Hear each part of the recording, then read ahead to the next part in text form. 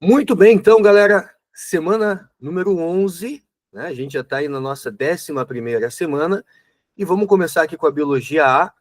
Nós trabalhamos na última aula a parte de membrana plasmática e tipos de transporte de membrana e hoje a gente vai para a parte de núcleo e cromossomos, né? A gente vai preparando o terreno aí para daqui a pouquinho começar a genética. Já entra como uma base importante aqui para a genética. Na biologia B, a gente vai trabalhar pteridófitas, e na biologia C, a gente vai trabalhar a parte de equinodermos, fechamos os invertebrados dessa forma, e já damos início aos protocordados e os agnatos e gnatostômios, tá? Que são os cordados daí verdadeiros, né? Os gnatostômios. Então vamos lá, gente. O chat está aberto para vocês, fiquem à vontade de interagir aqui comigo, né? Estava conversando com a galera aqui em off. Opa, tá chegando o João aí também. Estava conversando com a galera que está aqui comigo ao vivo, né, antes da gravação. Na semana 10, nós fechamos mais um módulo e vocês receberam aí tanto o simulado objetivo quanto o simulado discursivo. Até o final dessa semana, eu espero um pouquinho mais, eu vou mandar para vocês o arquivo com o gabarito comentado do simulado objetivo e o gabarito comentado do simulado discursivo. E esse gabarito do simulado discursivo, eu encaminho também os critérios de correção, para que vocês saibam o que eu esperava em cada resposta, tá bom? Então vamos seguir aqui, minha gente, bora lá, pau na máquina, biologia A, frente A, né? Vamos falar um pouquinho sobre núcleo e cromossomos. Quando a gente pensa em núcleo e cromossomo, gente, é importante ter em mente, né, a questão da estrutura de uma célula. Vocês sabem que toda célula, ela tem pelo menos membrana plasmática, citoplasma, material genético e ribossomo. Tá? Núcleo nem sempre existe, né? Porque se a gente estiver falando de uma célula procariótica, a célula procariótica, ela vai ter o que nós chamamos de nucleóide, que é o material genético disperso no citoplasma. Mas quando eu falo núcleo, eu estou falando de uma organela importante, né? O núcleo é, sim, uma organela também, tá, galera? E aí, inclusive, vocês têm lá algumas leituras complementares que eu coloco na plataforma, e hoje eu vou subir para vocês, junto com o material, né, que vocês vão receber da semana aí, com as listas de exercício, eu vou subir um adicional aí, teórico, para falar sobre o núcleo. Porque, por exemplo, a Universidade Estadual de Maringá, ela cobra, às vezes, a parte matemática, né, junto com a biologia.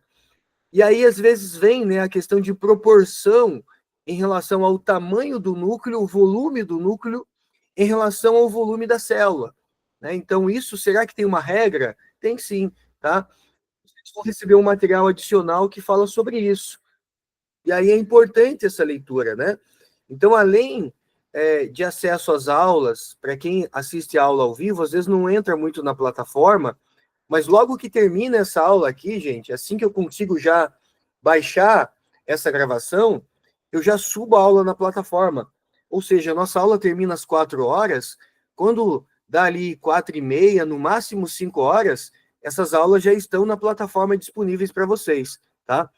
Então não esqueça de vez em quando dar uma olhada lá na plataforma, porque tem um item lá na plataforma que é a leitura complementar, onde vocês podem ter acesso a alguns PDFs que eu vou elaborando, trazendo algum assunto da atualidade, alguma coisa do tipo, tá? Então você tem aí, quando a gente fala de núcleo, a questão importante, né, das variáveis que a gente tem em relação ao núcleo. Por exemplo, se eu pego aqui células epiteliais cúbicas, você observa aqui núcleos mais arredondados, ó. Né? Então, células cúbicas do epitélio, né? Onde que a gente encontra uma célula epitelial cúbica? No revestimento, por exemplo, dos tubos lá do néfron, né? Dos túbulos renais lá do néfron, túbulo proximal, né? Na alça néfrica, no túbulo distal. Então, ali na parte dos túbulos renais, a gente tem esse revestimento epitelial com esse padrão de núcleo, né? Um núcleo mais arredondado. Mas a gente pode falar de uma célula muscular que ela é polinucleada, onde vai ter vários núcleos, né? Você tem lá, por exemplo, o músculo estriado esquelético, onde esses núcleos são periféricos, ó. Eles não são núcleos centrais. até porque aqui no centro, lembre-se, fica a parte do sarcômero, né, onde você tem lá o deslizamento da actina e da miosina, né? Então, se aqui no meio do músculo eu tenho o sarcômero ou miômero, que tem lá as proteínas de contração, actina e miosina, é lógico que não vai ter espaço aqui no meio para o núcleo. Então, o núcleo numa célula muscular, ele vai ser um núcleo mais periférico, tá? E são vários núcleos, então a gente chama essa célula de fibra muscular polinucleada, né? Você tem glóbulos brancos na parte do sistema imunológico que vai ter um padrão de núcleo diferentão, né? Por exemplo, um núcleo bilobado, lobulado, né? Núcleos que vão ter formatos distintos do que a gente está acostumado a ver, beleza? Tem também, gente, a hemácia, né? Vamos lembrar que a hemácia somente nos mamíferos é uma célula nucleada. A hemácia, quando ela é produzida lá na medula óssea vermelha, ela tem núcleo. Ela, inclusive, né, é chamada de reticulócito. As hemácias imaturas, digamos assim, elas são denominadas de reticulócitos, e essas hemácias, elas, então, quando são formadas, elas têm núcleo, elas têm as organelas, e aí, na sua maturidade, ela perde o núcleo, ela perde as organelas, e ela vira o quê? Ela vira uma célula que vai armazenar muita hemoglobina. Em torno de 1/3 do volume dessa célula é composto por hemoglobina, uma proteína que é importante para se ligar com oxigênio, para fazer aí o transporte de oxigênio e formar aquele composto que a gente conhece lá como oxihemoglobina, né? Um composto que vai ser importante para o transporte de gases. E você tem núcleo, no caso dos protozoários ciliados, aqui a gente tem o paramécio, que é um protozoário ciliado. O paramécio, gente, ele tem 2 núcleos. Ele tem um micronúcleo, que é importante para a reprodução sexuada. Um protozoário ciliado, quando ele quer se reproduzir sexuadamente, ele forma uma ponte de conjugação com outro protozoário e eles fazem troca desse micronúcleo. E ao fazer a troca do micronúcleo, isso gera variabilidade genética. É um tipo de reprodução sexuada chamada de conjugação. Lembra que tem a conjugação bacteriana, onde uma bactéria doa o plasmídio para outra bactéria? Lá nas bactérias, a conjugação ela é unidirecional, porque uma bactéria doa o plasmídio e a outra bactéria recebe. Aqui, nos protozoários, a reprodução sexuada do tipo conjugação, ela é bidirecional, porque os 2 protozoários trocam, né? Os 2 enviam micronúcleo para o outro protozoário. É lógico, né, que ele tem que multiplicar esse micronúcleo antes de doar, senão ele fica sem aquele micronúcleo original. Então, quando esse protozoário ele vai passar por uma conjugação, ele multiplica, né? Ele vai aumentar a quantidade de micronúcleo a partir de uma divisão, né? Então, ele divide esse micronúcleo e ele pode daí doar um micronúcleo para outro protozoário, gerando variabilidade genética, por isso um tipo de reprodução sexuada especial do tipo conjugação. E o macronúcleo? O macronúcleo é onde fica o material genético principal, é onde está relacionado ao comando da célula, aquele papel do núcleo, né, como um centro de comando. Tá? Então a gente observa, né, que não existe um tipo só de núcleo, existem padrões, existem vários tipos, né, dependendo da função da célula, dependendo do ser vivo, aqui um protozoário ciliado, que é um ser unicelular, dependendo do tecido, né, que a gente encontra no nosso corpo, o tecido epitelial, com células cúbicas, que nós encontramos, como eu disse, no sistema excretor, né? Uma célula muscular estriada esquelética, poderia falar de uma célula estriada cardíaca, que também pode ter 1 ou 2 núcleos, né? E as células aí que são os leucócitos, que vão apresentar tipos diferentes de núcleos também, tá? Às vezes, parece uma pergunta boba, né? Mas, de vez em quando, alguém me faz essa pergunta, né? Se a hemácia não tem núcleo, ela é uma célula procarionte? É lógico que não, né, gente? Se a hemácia não tem núcleo, ela não tem núcleo somente na sua maturidade. Ela é uma célula eucarionte que perdeu o núcleo, tá? Que ela vai ter a sua função daí de armazenar hemoglobina, tá? Então, por mais que pareça uma perguntinha boba, né?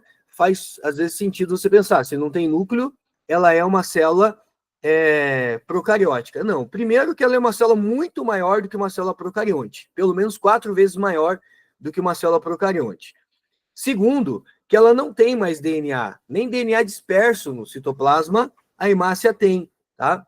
Então, se você for fazer um exame de DNA, não adianta pegar a hemácia, não vai encontrar DNA dentro da hemácia. Se for fazer um exame de DNA, você tem que pegar o quê? Glóbulo branco. Glóbulo branco tem DNA, a hemácia não tem. Ela perdeu o núcleo, perdeu o DNA, tá bom? Seguimos aqui. Eu quero definir com vocês 2 palavras importantes, né? Às vezes a gente usa na biologia a palavra sensício. O que é o sensício, né? O sensício, gente, é a definição quando você tem uma célula que ela foi originada a partir de fusão de outras células. Por exemplo, se eu voltar aqui, ó, né? Pegar essa célula muscular estriada esquelética, por que essa célula tem vários núcleos? Porque a célula muscular estriada esquelética, ela é uma célula que não sofre mitose. Você tem as mesmas células musculares desde quando você nasceu. Se você perder, ela não repõe, né? E o que acontece quando você precisa fazer um reparo dessa fibra muscular? Existem células-tronco satélites, que são células-tronco unipotentes, que elas conseguem reparar esse tipo de célula. E ao reparar o núcleo dessa célula unipotente, ela acaba agregando a célula original. E ela vai, então, formando o que a gente chama de sincício, né? Onde você tem várias células uninucleadas que se fundiram, dando origem a uma única célula com vários núcleos. Isso é sincício, tá? Então, a gente pode dizer que a célula muscular estriada esquelética, ela é um sincício, porque é uma célula, é uma fibra muscular com vários núcleos, beleza? Outra palavra que às vezes a gente usa é a palavra plasmódio. Ô, professor, mas plasmódio não é o nome do protozoário causador da malária? Sim. E agora você vai entender por que a gente chama ele de plasmódio. Aqui você tem uma célula uninucleada. Essa célula, gente, ela passa por um processo de divisão celular que nós chamamos de esquizogonia. O que é esquizogonia? Esquizogonia é quando a célula ela divide o seu núcleo sem dividir o citoplasma. Quando divide núcleo sem dividir o citoplasma, a gente vai passar a ter uma célula com vários núcleos. Isso acontece com o protozoário causador da malária. Por isso que a gente chama ele de plasmódio, né? Coincide chamar esse protozoário de plasmódio, já que ele é um protozoário que ele passa por um processo de esquizogonia. Lembre-se, esquizogonia é um tipo de reprodução assexuada onde ocorre divisão nuclear, inicialmente sem a divisão de citoplasma. Posteriormente, ele pode dividir citoplasma, tá, gente? Mas inicialmente não. Inicialmente, ele vai priorizar o quê? A multiplicação dos seus núcleos, né? Ele vai aumentar a quantidade de núcleos. Uma célula com vários núcleos que surgiu a partir de divisão nuclear, aí não é sincício, tá? Aí a gente chama de plasmódio. Tá? Então, aqui, um pouquinho de vocabulário bem específico aí para vocês, né? Talvez um vocabulário que vocês nunca tiveram, né? Contato. Vamos falar um pouquinho do núcleo interfásico. Nós observamos o núcleo em 2 momentos, tá, gente? O núcleo interfásico, que é aquele núcleo que não está em divisão, e o núcleo em divisão, que é quando a célula entra em mitose ou entra em meiose. Esse núcleo interfásico é quando a célula, então, ela não está dividindo. É a intérfase propriamente dita. Tem fase G1, fase S, fase G2. Veja que eu já estou preparando vocês aqui para poder falar sobre mitose e meiose. O nosso próximo assunto aqui vai ser mitose e meiose. Então, eu já estou preparando o terreno aqui, né? Para a gente entender o que é intérfase, o que é cromatina, o que é cromossomo. Hoje a gente precisa entender muito bem o que é cromatina e o que é cromossomo, tá? Núcleo interfásico. Então, para quem lembra aí de mitose, de meiose, de intérfase, pensa um pouquinho agora na intérfase, tá? Se eu estou com uma célula em fase de intérfase, significa que essa célula não está nem em mitose e nem em meiose, né? Como que essa célula está a nível de DNA, a nível de núcleo? Esse núcleo, ele vai estar bem montado, ó. Então, o núcleo vai estar ali com a sua carioteca montada. Lembre-se que a carioteca, gente, a gente chama de carioteca porque a palavra teca significa envelope ou membrana. E cário, do latim, significa núcleo. Então, traduzindo a palavra carioteca, fica envelope nuclear ou membrana nuclear, tá? Uma coisa que é importante vocês saberem, a carioteca, na sua fase externa, ou seja, voltada para o citoplasma, aqui, ela vai apresentar ribossomos aderidos à membrana, tá? Então, aqui você vai ter essas bolinhas vermelhas que eu estou colocando aqui, ó. Veja, trazendo aqui para a célula agora, onde eu estou destacando essas bolinhas vermelhas ali, ó. Isso aqui são ribossomos. Então, existe ribossomo na carioteca? Existe. Só cuidado com a face que está voltada para o citoplasma. Não existe nenhum ribossomo inteiro dentro do núcleo. Dentro do núcleo, você encontra só as subunidades separadas, tá? E observe uma curiosidade interessante aqui, ó, gente. O retículo endoplasmático rugoso, ele é uma continuidade da carioteca, olha só. Aqui está a carioteca e o retículo endoplasmático rugoso está aqui, ó, né? Então, o retículo endoplasmático rugoso, que vai ser responsável pela produção de proteínas para exportação, ele tem uma participação importante na montagem e manutenção da carioteca. Lembra durante a divisão celular que o núcleo desaparece? Quando esse núcleo desaparece, como que esse núcleo é montado novamente? O retículo endoplasmático rugoso tem uma participação importante aí, tá? Ajudando nessa reconstituição da carioteca durante a divisão celular, lá na fase de telófase, tá? A carioteca, gente, ela é dupla, ela é porosa e ela contém ribossomos, tá? Deixa eu só falar uma coisa para vocês antes de falar da cromatina aqui. Quando eu digo que ela é dupla, significa que ela tem aqui uma membrana plasmática e aqui ela tem mais uma membrana plasmática, tá, gente? Ou seja, você está vendo aqui, né, que ela se fecha ali, ó.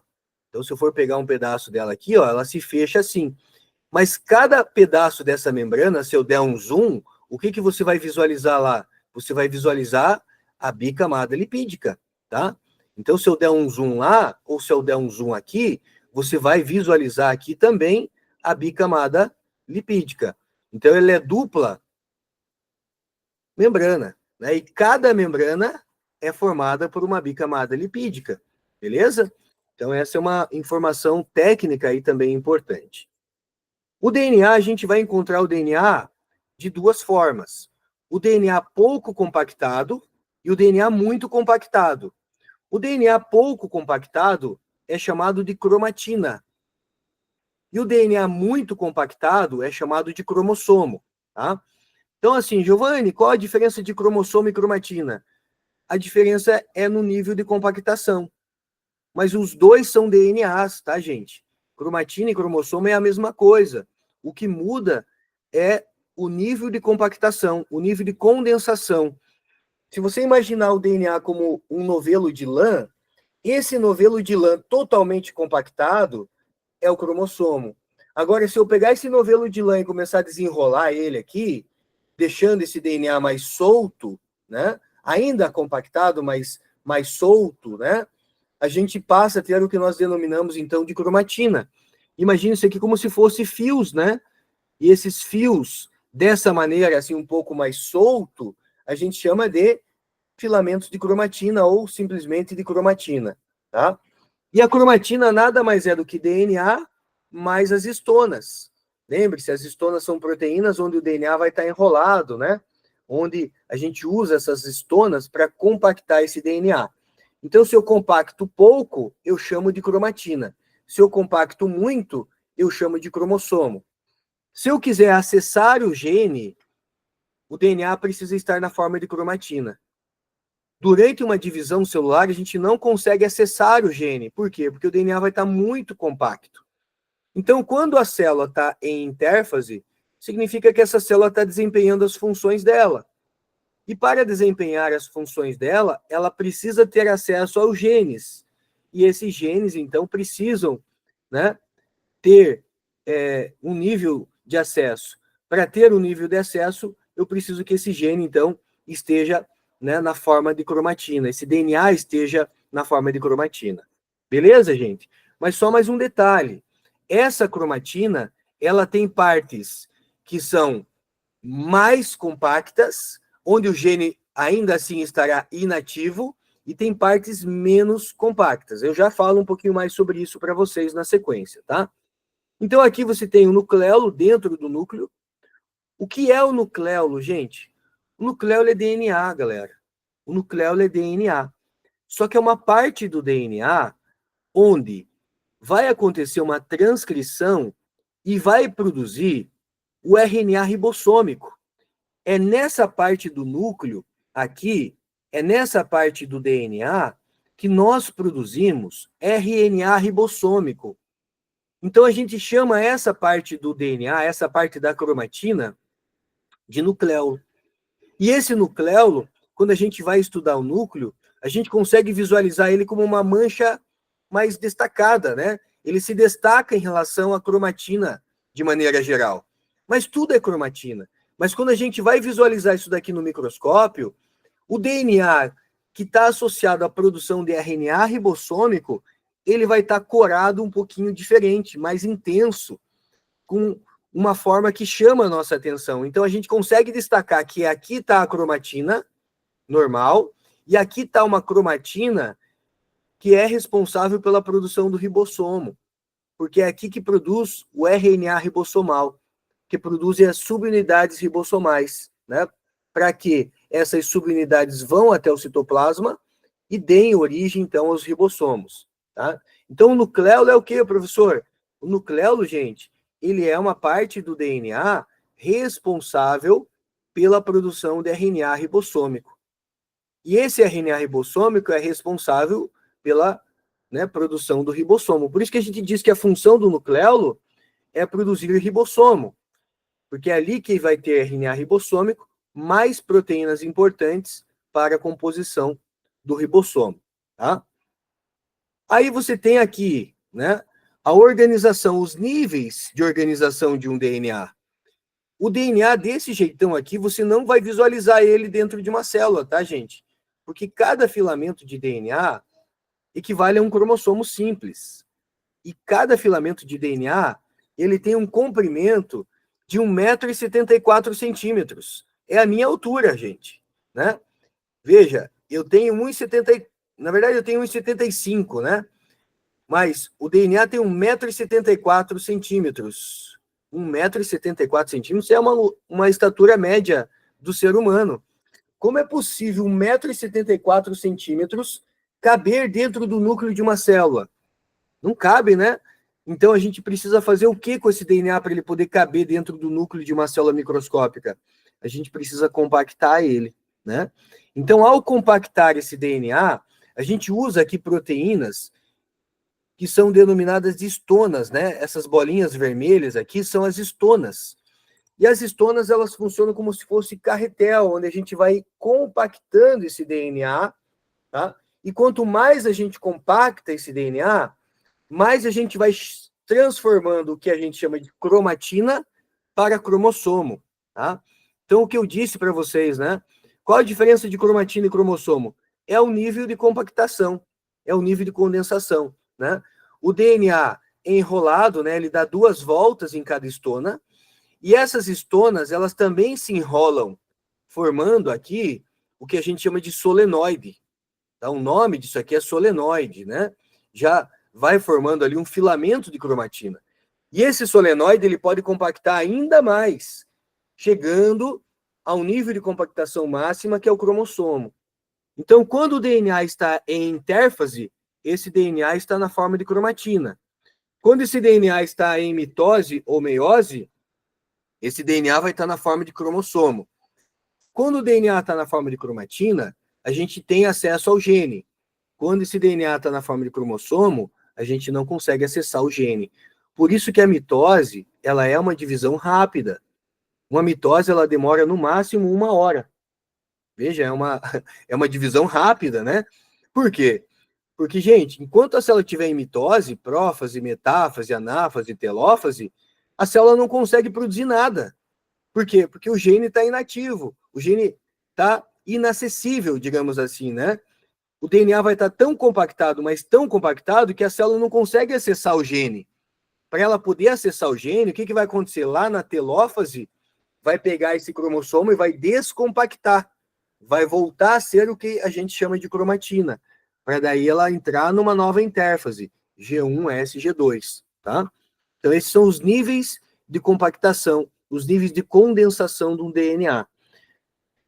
Aqui, ó, o que eu queria mostrar para vocês é que a cromatina, ela é um DNA num nível de compactação menor do que o cromossomo. E a cromatina, gente, ela tem duas partes. Ela tem a eucromatina, que é quando o gene está ativo, e ela tem a heterocromatina, que é quando o gene está inativo. Então, uma coisa que vocês precisam ter em mente é o seguinte: a espécie humana, a nossa espécie, ela tem 23 mil.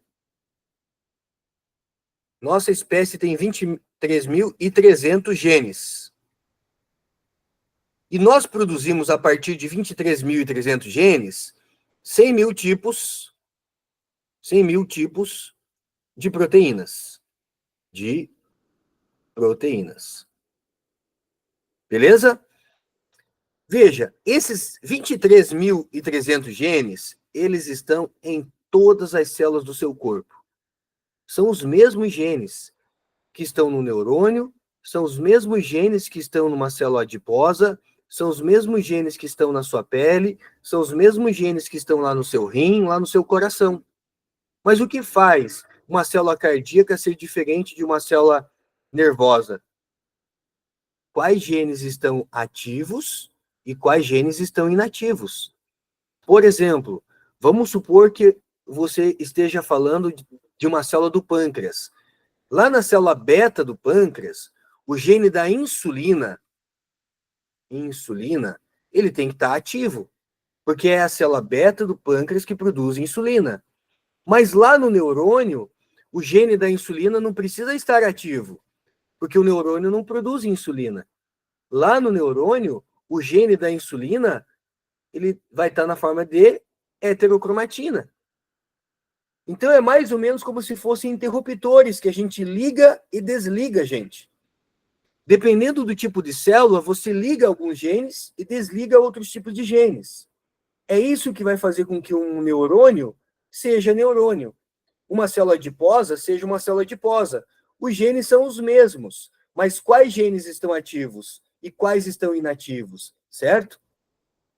E é aqui que eu quero provocar um pouquinho a inteligência de vocês aí, né?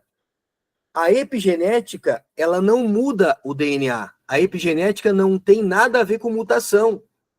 Dependendo do que você come, você pode ativar ou inativar genes. Olha que interessante, né? O ambiente, o meio, interfere na nossa, né, na nossa expressão genética. Olha o que eu falei.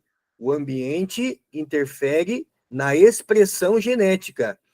O ambiente não é responsável por causar mutações, quando a gente pensa na epigenética. Então, o que é epigenética, Giovanni? Epigenética é quando a gente tem contato com o ambiente e o ambiente é capaz de ativar ou inativar genes.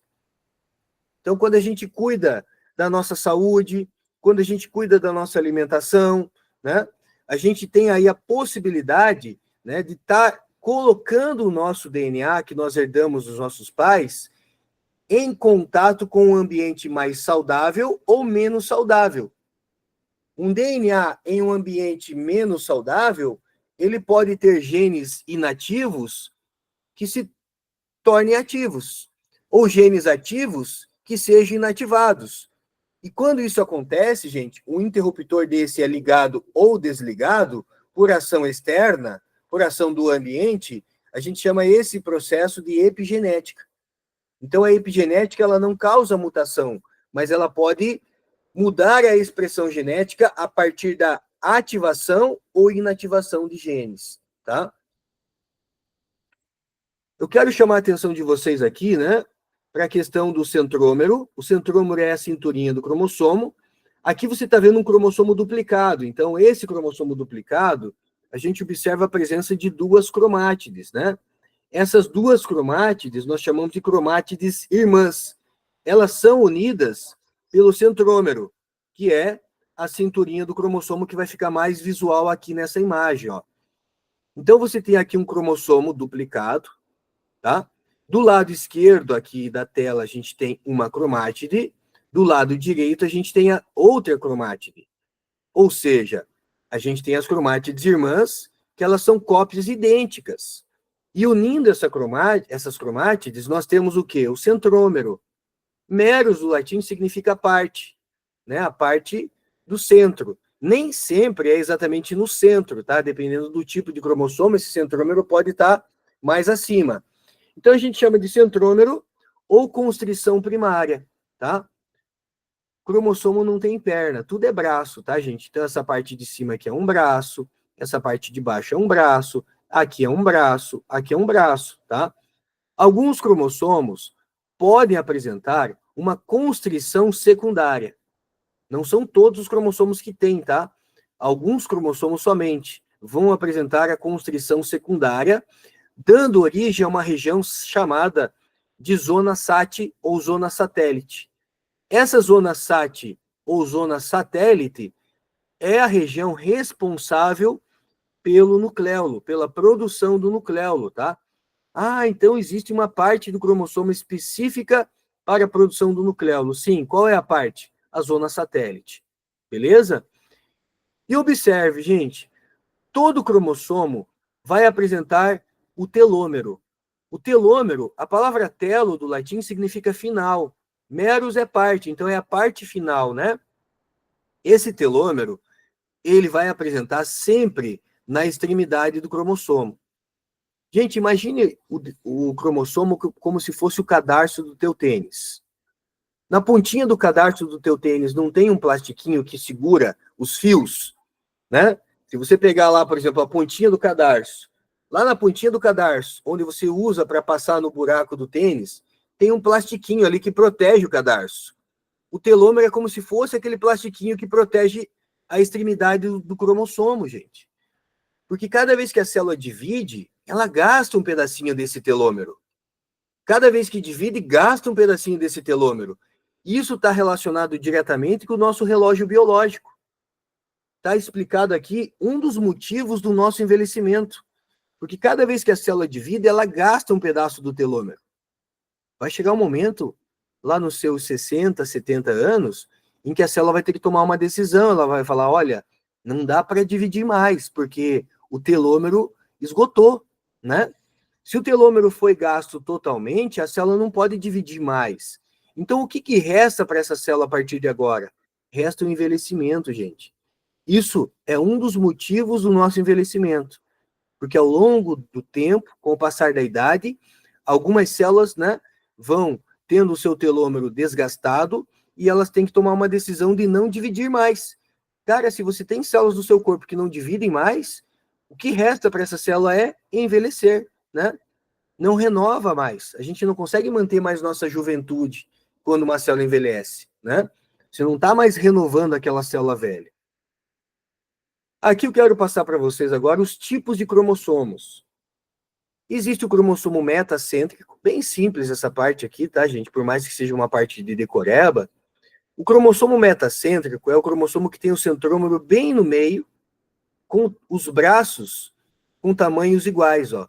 Se você pegar o braço de cima, ele é igualzinho, né, o comprimento do braço de baixo. Então, esse cromossomo é chamado de metacêntrico. Existe o cromossomo submetacêntrico, onde o centrômero está um pouquinho para cima. Esse é o padrão do cromossomo X, né? O cromossomo X sexual, ele é um cromossomo submetacêntrico. O cromossomo Y, ele tem um padrão acrocêntrico. Então, veja, o cromossomo Y, ele não é um Y. Na verdade, ele é um cromossomo acrocêntrico, onde o centrômero está quase na extremidade, né? e dá ali a impressão de formato de um Y, né? Mas é um cromossomo acrocêntrico. E você tem o cromossomo telocêntrico, que não existe na espécie humana. Na espécie humana, nós não temos esse tipo de cromossomo, né? Não existe no ser humano o cromossomo telocêntrico. Existe em outras espécies. No ser humano, não, tá? Cromossomos da espécie humana, né? Então, metacêntrico, essa aqui é uma imagem microscópica real, tá, gente? O cromossomo submetacêntrico, o cromossomo acrocêntrico. Esses 3 cromossomos nós encontramos na espécie humana. Vamos ver por dentro de um cromossomo, né? O cromossomo, então, nada mais é do que uma cromatina compactada, espiralizada, né? Então, se tem ali a cromatina espiralizada, forma o que nós chamamos de cromossomo. Na extremidade do cromossomo, nós temos o telômero. A Federal já trouxe questões de primeira e segunda fase, onde você tinha que fazer continha, né? Porque se eu estou falando de um cromossomo simples tem um telômero, 2 telômeros. Mas se ele é um cromossomo duplicado, ele tem um telômero, 2, 3, 4, né? Então, dependendo da fase em que a célula se encontra no seu processo de divisão celular, você vai ter, né, quantidades distintas de telômeros. Porque se você pega uma célula que ainda não passou pela fase S, que é a fase de duplicação da quantidade de DNA, a gente vai ter uma quantidade de telômero diferente da célula que já está entrando em mitose, tá? Então lembre-se disso. Um cromossomo simples tem 2 telômeros, um cromossomo duplicado tem 4, né? E o telômero atua então como um relógio biológico determinando a idade de uma célula. Aí você tem o centrômero, e em volta do centrômero tem um complexo proteico chamado cinetocoro. É mais ou menos assim, gente. Se você for um cromossomo, a tua cintura é o centrômero. E o cinto que segura a sua calça é o cinetócoro, tá? Onde que as fibras do fuso vão se ligar? Vão se ligar no cinetócoro. Beleza? Então, Giovanni, o que é o cinetócoro?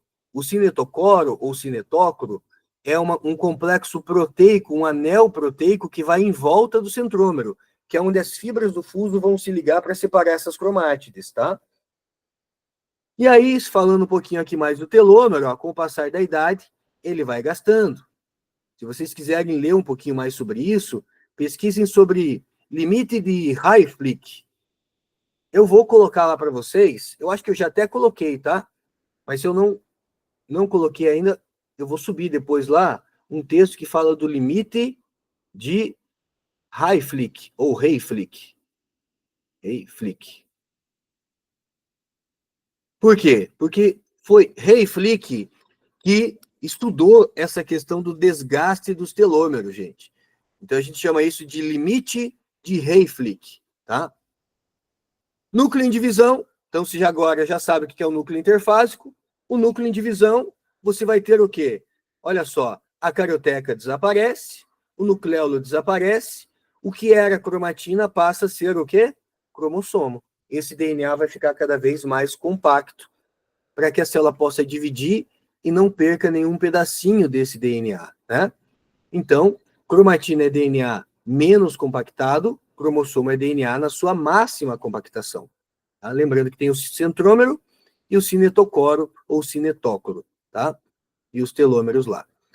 Quero trazer algo a mais para a gente finalizar essa primeira aula, gente.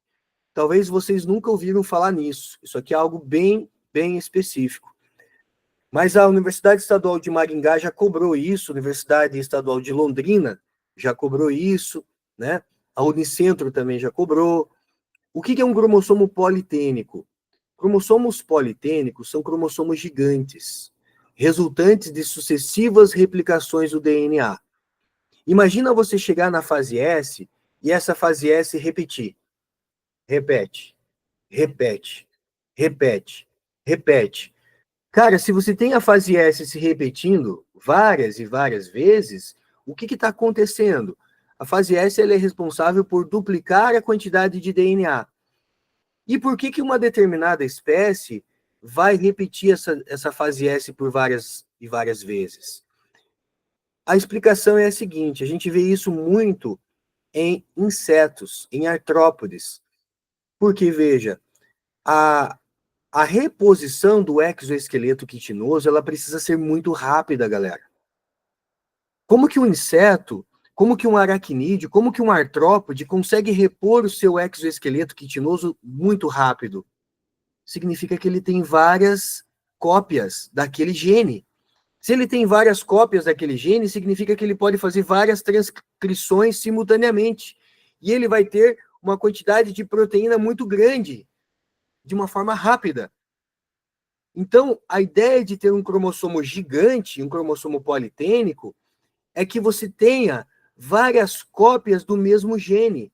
Para a hora que você precisar fazer uma transcrição, você conseguir fazer várias transcrições simultaneamente, para produzir várias proteínas simultaneamente, e o processo, então, ele ganha velocidade, ele ganha agilidade. Nós, seres humanos, não temos cromossomos politênicos. São cromossomos gigantes, resultantes, então, de sucessivas replicações de DNA. Também são ativos na síntese de RNA, porque daí eles vão ter o quê?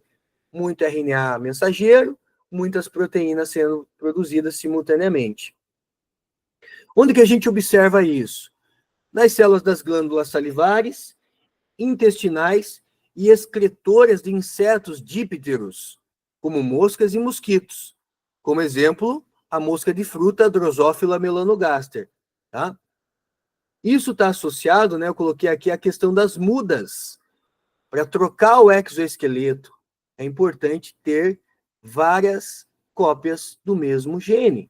Assim você otimiza e acelera a produção de exoesqueleto. Tá?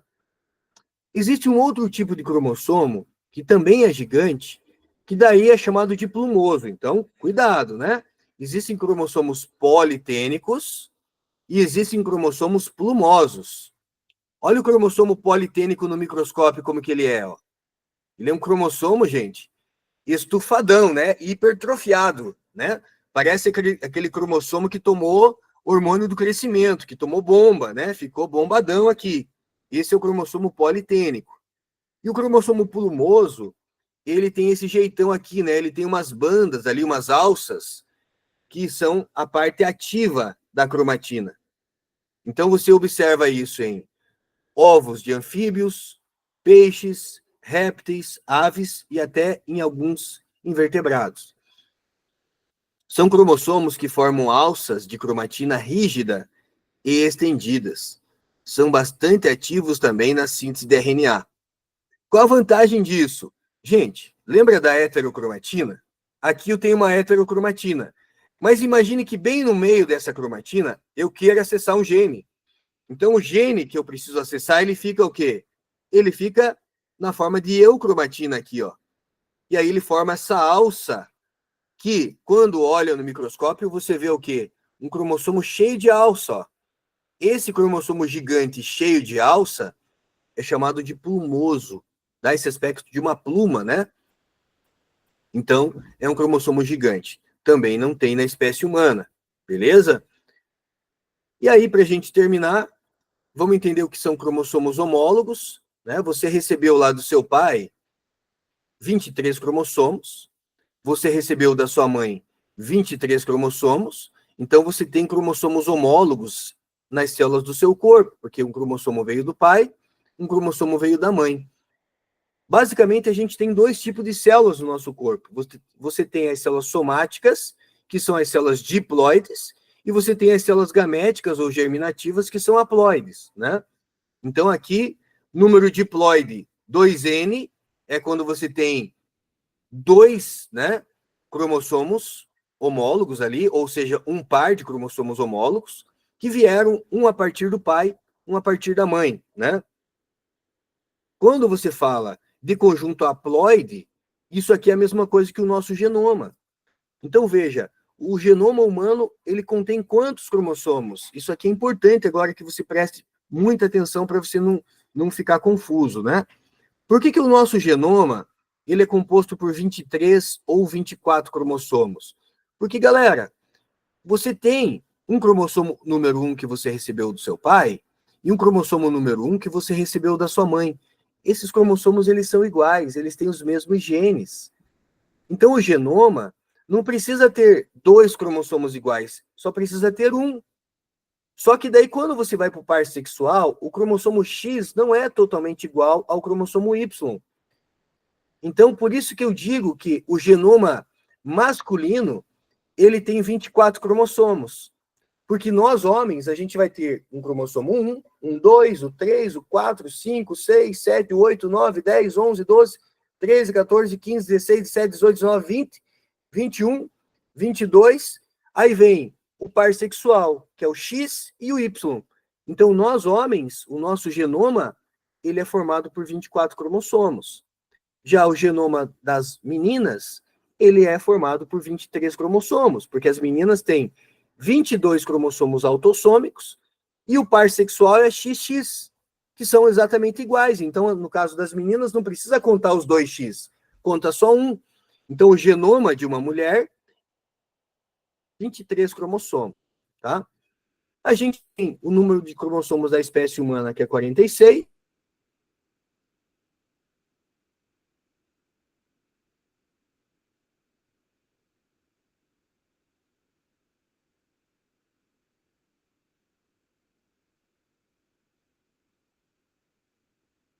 Caiu nossa conexão, mas voltou agora, tá, gente? Estamos ao vivo aqui de novo. Beleza, caiu. Deu uma osciladinha aí, tá gravando, tá tudo certo, né? Então, aqui nesse slide se cortou um pouquinho, né, devido à queda aí, né? É só para dizer que a espécie humana tem 46 cromossomos, a gente sofre meiose, originando gametas que fecundam, voltando para 46 cromossomos, que é o número de cromossomos da espécie humana, né? E aí você tem lá, então, o quê? O número diploide de 46 cromossomos, 2N igual a 46, e o número haploide, N igual a 23, tá? Na espécie humana, então, nós temos 46 cromossomos, mas nem sempre é assim. Isso aqui não precisa decorar, tá, gente? O pepino tem 14 cromossomos, uma cebola tem 16, uma banana tem 88 cromossomos, o cachorrinho, né, a espécie de cão aí tem 78 cromossomos, macacos têm 48 cromossomos, os gatos têm 38 cromossomos, né? Então, professor, o que acontece se o ser humano nascer com 48 cromossomos? A gente vai ser um macaco? É lógico que não, né? A gente vai ter as famosas síndromes. Então, se a gente nascer com 47, 45, 48 cromossomos, a gente não vai ser outra espécie, né? A gente vai ser uma espécie humana com alguma síndrome, tipo síndrome de Down, né? Tipo síndrome de Turner, síndrome de Klinefelter. Então, o número correto da nossa espécie é 46. E aí, terminando aqui, a gente precisa falar dos tipos de cromossomos. Existem 2 tipos de cromossomos. Os cromossomos que não são sexuais, são chamados de autossômicos ou autossomos, né? Eles são iguais para os 2 sexos, 44 cromossomos ou 22 pares. E os heterossomos, também chamados de alossomos ou sexuais, que diferenciam geneticamente os sexos. Então, no ser humano, a mulher tem 2 cromossomos X, o homem é XY, né? Quando a gente fala de cariótipo, o cariótipo é ele que permite a observação de formato, de número e de tamanho dos cromossomos. Gente, aqui são imagens reais, tá? De cromossomos. Como que a gente organiza esses cromossomos? Usando equipamento, usando a bioinformática, usando software. Então, alguns softwares, eles conseguem identificar que aqui está o cromossomo 1, que aqui está o cromossomo 11, que esse daqui é um cromossomo X. E esse software, então, ele organiza isso dessa forma aqui, ó, né? Não é você que vai ter que ficar organizando isso daqui, tá? É um software que, olhando pelo padrão de banda, de tamanho, de banda, de cromossomo, ele vai ver, opa, aqui está o X, aqui está o Y, então já sei que é o cariótipo de um homem, né? Porque tem X e Y. E aí organiza no exame que a gente chama de ideograma. O ideograma é a montagem do cariótipo. O cariótipo é isso aqui. A montagem do cariótipo é um exame chamado ideograma. Então eu sei que esse indivíduo aqui é um indivíduo normal, ó. Tem 46 cromossomos e é um indivíduo do sexo masculino, porque o par sexual é XY. Veja, o par número 1 aqui eu tenho um par de cromossomo homólogo. Um veio do pai, um veio da mãe. Um 2 veio do pai, um 2 veio da mãe. E assim sucessivamente, tá? Se você é homem, você recebeu o Y do seu pai, com certeza, o X da sua mãe. Se você é menina, você recebeu um X do seu pai e um X da sua mãe, tá? Aqui mais bonitinho, né? Um ideograma humano normal, sexo masculino, né? Ali, a gente divide em grupos, né? Grupo A, veja que são cromossomos um pouco maiores. Quando eu digo para vocês o padrão de banda, são essas partes aqui pintadas, ó. Veja que aqui está um azul, né? O que significa essa parte pintada em azul? É a parte de heterocromatina. É a parte de genes inativos, tá, gente? Então, onde fica mais compactado do que o normal, que é a heterocromatina, a gente chama isso de bandas, né? Então, veja, os cromossomos homólogos têm o mesmo padrão de bandas, tá? Lembra da zona satélite? Não são todos os cromossomos que têm a zona satélite. Os cromossomos que têm a zona satélite, ali a constrição secundária, são os cromossomos 13, 14, 15, 21 e 22. Esses cromossomos são os responsáveis pela produção do nucleolo, que é responsável pela produção do ribossomo, tá? Então aqui, né, a gente vai ter ali os cromossomos responsáveis pela produção do nucleolo, né? E o par sexual? Veja, o par sexual, por mais que ele esteja aqui embaixo, o cromossomo X, ele é do grupo C. Ele faz parte do grupo C, tá? O tipo dele é do grupo C. Já o cromossomo Y, ele é do grupo G. Por que a gente deixa ele juntinho, então? A gente deixa ele juntinho para dizer que esse é o par sexual. Mas em algumas provas, pode ser que o cromossomo Y venha junto aqui do grupo G e o cromossomo X esteja aqui em cima, tá, gente? Tá tudo bem, tá? Ele está no lugar certo. A gente só separa ele para dizer, olha, aqui está o par sexual, mas o X faz parte do grupo C e o Y faz parte do grupo G, tá? Quero falar com vocês agora do corpúsculo de Barr ou cromatina sexual. Existe o que a gente chama de cromossomo X inativo no núcleo interfásico. As meninas, elas têm 2 cromossomos X. Nós, homens, só temos um cromossomo X. Como as meninas têm 2 cromossomos X, o que vai acontecer, galera? Vai fazer com que um desse cromossomo X da menina fique inativo. Então, vocês, meninas, vocês vão apresentar no núcleo das células do corpo de vocês um cromossomo X inativo, tá? O que é esse cromossomo X inativo? Ele é o que a gente chama de corpúsculo de Barr ou cromatina sexual, tá? Como que a gente define se uma pessoa é do sexo biológico masculino ou feminino?